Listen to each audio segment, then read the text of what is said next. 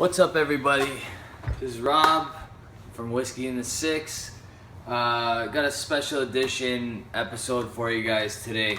This is probably my 22nd video. 22 and 23 are going to be a little bit different. This first one is going to be some of the kills I've accumulated over the years and whether or not they're worth it. And then the next one is going to be overrated and overpriced. Okay, I'll start in order over here. We have the Glenmorangie or Morangie, never sure how that's pronounced. 18-year-old, so extra rare. I'm not gonna rate these. It's gonna be, like I said, it's gonna be different. I'm just gonna go through the price, go through the availability of the bottle, and then give you an idea of whether or not you should go pick up a bottle yourself. I don't think it's fair to rate a bottle unless I have a glass right in front of me, because the mind is a funny thing. You might really like something, the next time you go to try it, you're not completely satisfied with it, or it doesn't please you as much as it did the first time. So I'd like to have a glass in front of me just to give you guys a fair shake of what that bottle's like for me. This Glenmorangie 18-year-old, extremely rare, it's called. It is just that, it's extremely rare. So I believe I picked this up in Detroit when my wife and I caught a flight out of Detroit, driving down from Toronto, and it was $90 at the duty free. $90 American. At the time, the dollar was almost at par, so that was a great buy for me. At the LCBO, this came out months later, and it was about $190. So what the exchange is even now, still would have been a great buy to buy it in Detroit. It would have been about $115, $120, because like I said, it was $90. So if you can find a bottle of this, I doubt you will be able to. It's very hard to find. Pick it up. The Glenmorangie 18-year-old, good stuff. The Glenlivet 18-year-old. This is easily accessible. It's about $120 Canadian at the local liquor store, the LCBO. That's generally the price across North America. So for whatever reason, this is one of the rare exceptions where the price in Canadian dollars is actually the same in American dollars. So it's actually worth it for both Canadians and Americans to buy it in Ontario at the LCBO, because it's $120 Canadian, and I believe in total wine in the United States it's $125. So you're actually getting a discount with the exchange rate plus the dollars. Okay, this is my second bottle that I finished of the 18-year-old Glenlivet. It's a very good introductory whiskey. It's also a good whiskey for everyone. Okay, really good stuff.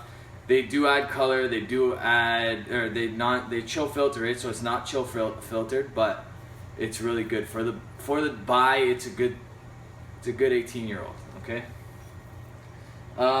This one also, actually, sorry, the Glenmorangie also is added color and chill filtered.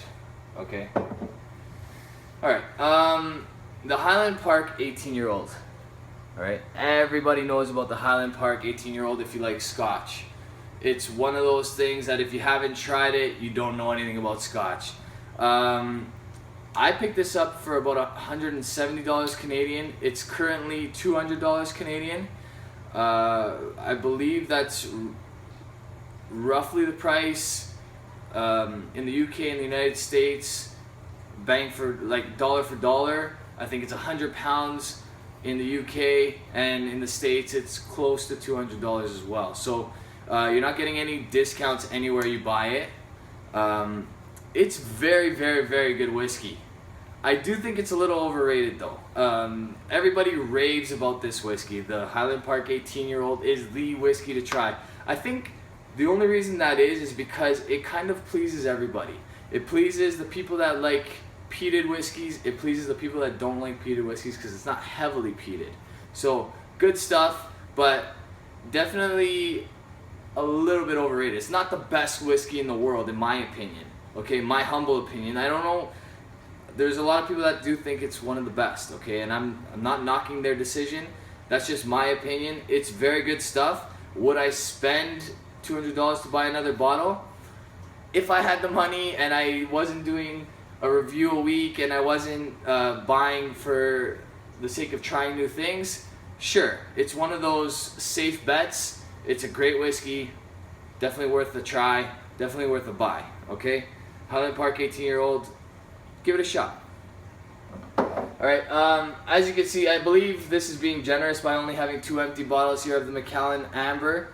This is one of my favorite whiskeys. The Macallan Amber replaced, I believe, the 15-year-old Macallan in Ontario. Okay, it's excellent. All right, it's not added color, no added color. Sorry. It's an excellent whiskey. It's $100 Canadian, which is not cheap, but as a whole, you're not gonna get too much better for less. There are, don't get me wrong, there are better whiskeys for less. Glenmorangie 12-year-old being one of them. There's a bunch, okay? But for me, this is a safe buy. This is a great entry-level Scotch. It does have a quality to it that not too many distilleries can match. Macallan is what it is for a reason. There's a reason why they can charge obscene prices for their whiskey. It's because they make a great product, okay? So Macallan Amber, if you haven't bought a bottle before, I suggest you do. In my opinion, it's the best of the 4 in comparison with the other 1824 series, which is the Ruby, the Sienna, the Amber, and the Gold. $100 worth the money, and definitely worth buying this as opposed to the Sienna, which is $180, or even the Ruby, which is $350. Okay, so that caps off my worth a try type whiskeys. Like I said, if you haven't already, give them a shot.